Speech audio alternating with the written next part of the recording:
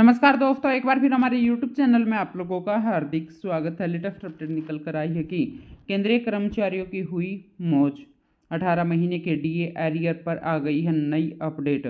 तो दोस्तों, केंद्र सरकार के 1 करोड़ से ज़्यादा केंद्रीय कर्मचारी और पेंशनभोगियों के डीए और डीआर में 4% की बढ़ोतरी के बाद अब 18 महीने के बकाया डीए एरियर पर नई अपडेट आ गई है। तो दोस्तों, हम आपको सब डिटेल में बताएंगे कि सरकार ने केंद्र सरकार के 1 करोड़ से ज़्यादा केंद्रीय कर्मचारी और पेंशनभोगियों के लिए 18 महीने के बकाया डीए एरियर को लेकर कौन सी नई अपडेट दी है और सरकार इसको लेकर बड़ा ऐलान कब करने वाली है। और केंद्रीय कर्मचारियों का पैसा, बकाया एरियर का जो पैसा 18 महीने का जो बकाया एरियर रोक दिया गया था, उसका पैसा केंद्रीय कर्मचारियों के खाते में कब डालने जा रही है। अगर आप हमारे चैनल पर फर्स्ट टाइम विजिट कर रहे हैं तो चैनल को लाइक कर दीजिए, सब्सक्राइब कर दीजिए, साथ ही साथ बेल आइकन को भी बजा दीजिए ताकि गवर्नमेंट या पेंशन से संबंधित जितने भी न्यूज आती हैं उनकी नोटिफिकेशन आप लोगों के पास तुरंत पहुँच सके। तो करते वीडियो को स्टार्ट बिना किसी देरी की।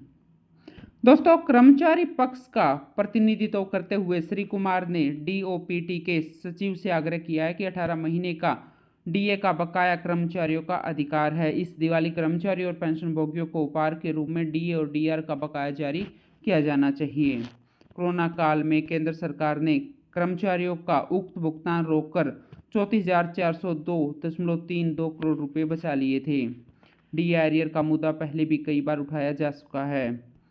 National joint council of action के वरिष्ठ सदस्य और all India defence employees federation के महासचिव श्री कुमार ने कहा कि कर्मचारियों के हित से जुड़े मुद्दे, उनमें पुरानी पेंशन बहाली और कई अन्य मुद्दे शामिल हैं, लगातार उठाए जा रहे हैं।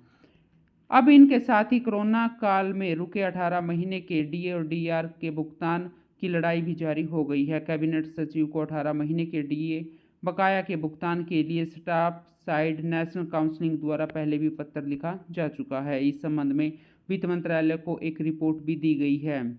केंद्र सरकार ने सुप्रीम कोर्ट के फैसले का भी हवाला दिया है।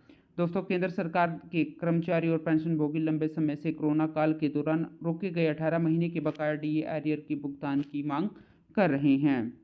केंद्र सरकार ने इस साल संसद के बजट सत्र में माना था कि कई कर्मचारी संगठनों ने डीए की बकाया राशि जारी करने के लिए आवेदन मिले हैं। मतलब केंद्र सरकार इस संबंध में कोई भी ठोस कदम उठाने का या तो फिर बहाना ढूंढ रही है या फिर कर्मचारियों को देना ही नहीं चाहती। दोस्तों, इस पे भी सवाल उठ चुका है। मतलब केंद्र सरकार के जो रुपए हैं वो डीए और डीआर के 34,000 से ज़्यादा है। वित्त राज्य मंत्री पंकज चौधरी ने कहा कि केंद्र सरकार का राजकोषीय घाटा अभी भी एफआरबीएम अधिनियम में दिखाए गए स्तर से दुगुना अधिक चल रहा है। केंद्र सरकार ने कोरोना काल में जनवरी 2020 से जून 2021 तक 18 महीने के बकाया डीए एरियर की 3 किस्तों पर रोक लगा दी थी। उस वक्त सरकार ने कहा था कि आर्थिक स्थिति ठीक नहीं है, लेकिन अब तो आर्थिक स्थिति ठीक हो गई है, तो सरकार को केंद्रीय कर्मचारियों का 18 महीने के बकाया डीए एरियर का पैसा देना चाहिए। दोस्तों, कोरोना काल के बाद केंद्रीय मंत्री अनुराग ठाकुर ने ऐलान किया था कि कर्मचारियों को 28% की दर से महंगाई भत्ता मिलेगा। उस वक्त उन्होंने बकाया के बारे में कुछ नहीं कहा। केंद्र मंत्री की घोषणा का मतलब है कि 1 जुलाई 2021 से बढ़ी हुई डीए दर 28% मानी जाएगी।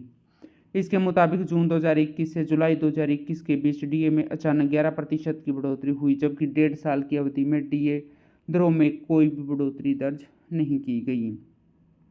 दोस्तों, एरियर के लिए कर्मचारी संगठनों ने सुप्रीम कोर्ट के कई फैसलों का हवाला दिया था। 2021 में दिए गए एक फैसले का हवाला दिया। इस फैसले में सर्वोच्च न्यायालय ने कहा है कि आर्थिक संकट के समय कर्मचारियों के वेतन और पेंशन को अस्थायी रूप से रोका जा सकता है, लेकिन स्थिति में सुधार आने पर उसे कर्मचारियों को वापस देना चाहिए। इसका भुगतान कानून के मुताबिक ही होना चाहिए। तो दोस्तों, आज के लिए इतना ही। मिलते हैं नेक्स्ट वीडियो में। तब तक के लिए जय हिंद, जय भारत।